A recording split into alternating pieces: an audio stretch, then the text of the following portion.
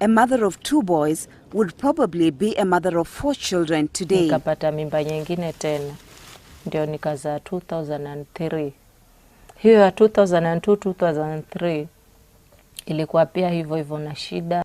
Badala ya kujifungua vizuri, mtoto akafa tumboni.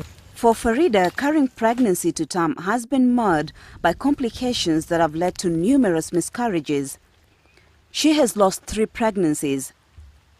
A matter so close to her heart that she ensures the memory of her children is not lost. She leads us to one of the graveyards. Kichwa kikawa mahali sehemu hii hapa, huku ndio ikawa ni miguu. Sasa kwa kukumbuka ndio nikaona nipande huu mti huu.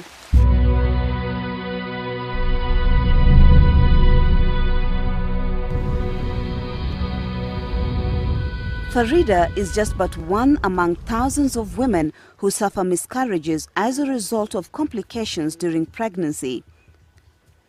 Farida's complications arise from low blood level in pregnancy, anemia, which can be controlled by taking iron supplements during pregnancy. The Kenya Demographic Health Survey says that out of 3 expectant women, only 2 take iron supplements when expectant. Farida's complications would also seem to arise from a lack of close medical observation. A gynecologist and the head of the obstetric department at the Malindi District Hospital, Dr. Kapanga, is not new to such cases. Anemia on its own is a killer to our mothers, to the babies. Many of our mothers, again, when they are carrying the pregnancy, we end up with poor development of the baby because of anemia.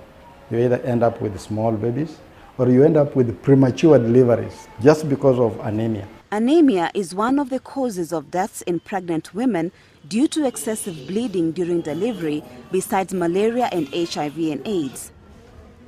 This contributes to the high number of maternal deaths in the region. Malindi District Hospital records 600 deaths, way above the national figure which the World Health Organization puts at 360 for every 100,000 women who deliver. The abdomen is soft and not distended. With Kenya's population growing at least 1 million people every year, this means that this year alone, 3,600 women will die from pregnancy and childbirth-related complications.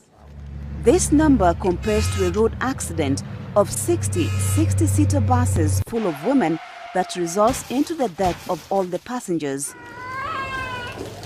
The Millennium Development Goal number 5 seeks to reduce maternal deaths to 100 deaths per 100,000 live births by 2015. But with only 2 years to the attainment of the Millennium Development Goals, Kenya's maternal deaths puts into doubt whether the country will achieve this goal. Dr. Sharif Shanas, Director of Health in the Ministry of Public Health and Sanitation in Kenya, is however optimistic. We have made tremendous progress in terms of reducing under 5 mortality. We have reduced it and we are now in the acceleration mode. We may not get to the MDGs, but we'll be successful there. But for reducing under 5 mortality, I think we'll be there on target by 2015. Sincerely, on the ground, the way I see it is not practical, because there are quite a number of things which are not working out the way we'll expect. I audit maternal deaths. I audit some few neonatal deaths which appear in the hands of a midwife, and I see they are static. It's like we don't improve. 1 month we have done better, the other month, but generally we are at the same level. So we are at the same level. Why? It is because some of the basic interventions have not entered. He says most health facilities lack basic means of dealing with pregnancy-related complications. The hospital has hence come up with ways to reduce these deaths despite obstacles. This maternity shelter is one of the interventions that the Malindi District Hospital is using to reduce the number of women and children dying during delivery. The maternity shelter can accommodate up to 12 women at risk of developing complications during pregnancy. The women stay at the shelter at no cost, where they receive close medical observation. The outcome is good. So far we have admitted more than around 2,000, and all of them, almost all of them, they have gone back home and with the live babies. Mothers who would have died in the community, they have been saved, and their babies. Because the ones who came to maternity shelter, especially the ones who needed cesarean section, if they didn't come to maternity shelter, they would have been referred late. And maybe we would have lost the mother, we would have lost the baby. It has assisted us in a way that at least we can have these mothers nearer the delivering point, which is our labor ward or our maternity ward, so that if a complication develops, we are there to assist. Farida is a beneficiary of the maternity shelter. Her fourth pregnancy would have ended in another miscarriage had she not sought early medical attention. Nilienda hapa dispensary, ndio nurse in charge akanirifaa huko. Ndio nikaenda, nilipofika maternity kule kwa kawaida sasa. Ndio wakanishauri nisirudi nyumbani, niende kule shelter. Ndio nikaenda. Uzuri wa pale, damu yangu huwa nikiwa na mimba inapungua. Sasa mara kwa mara walikuwa wananipima damu, wananipima pressure, wanapima mtoto vile ambavyo mtoto anapumua. Kila siku walikuwa wananipima mara 3. Huyo mtoto sahihi yuko standard 2. Huyo ambaye nilimpata kupitia kwa hapo shelter. Long distance to health facilities is another challenge expectant women have to deal with in this region. However, the shelter, which is situated within the Malindi District Hospital, makes delivery quick and safe for the women who are transferred into the hospital during labor. Some of them come as far as 250 kilometers. Mainly the maternity shelter was a shelter to accommodate mothers, especially those who are coming from very far, who wouldn't access hospital in good time. Gladys Nyavula has been at the shelter for a few days now, with the nearest health facility being almost 20 kilometers away from her home. This against the World Health Organization recommendation of 5 kilometers. She was not taking chances, having lost her first pregnancy. Kasikia dalili kama nitaingia kwa mwezi. Nilipoenda chooni, nikaona damu, zikanishtusha. Ikabidi niende hospitali mbio. Imagine nimeenda hapo saa 1 kasoro ile asubuhi. Mpaka wananiandikia dawa saa 10. Sini muda mwingi sana. Nilipotoka pale, kabla sijafika kwa chemist,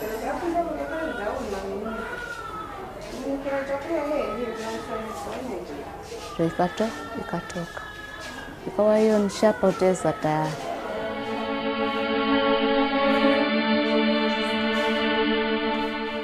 Nilipoona daktari akanirifaa kule kwa sababu alinipima.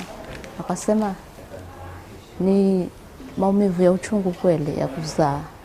Lakini still bado kuna siku kama za kuhesabu hivi ndio ujifungue. Kwa hivyo si vizuri nikwambie urudi nyumbani alafu uje tena kwa sababu ya ile hali ya tumbo yako. Kwa hivyo ndio akanirifaa ile shelter. She also suffers from fibroids which put her at risk of developing complications, and so with the doctor's close observation at the shelter, she was able to have a safe delivery. Kama singeenda shelter, ningeharibikiwa kwa sababu ningekuwa mbali na msaada wa madaktari. Vile nishapata mtoto, nasikia raha sana. Kabisa, najua nishasawazisha kila kitu.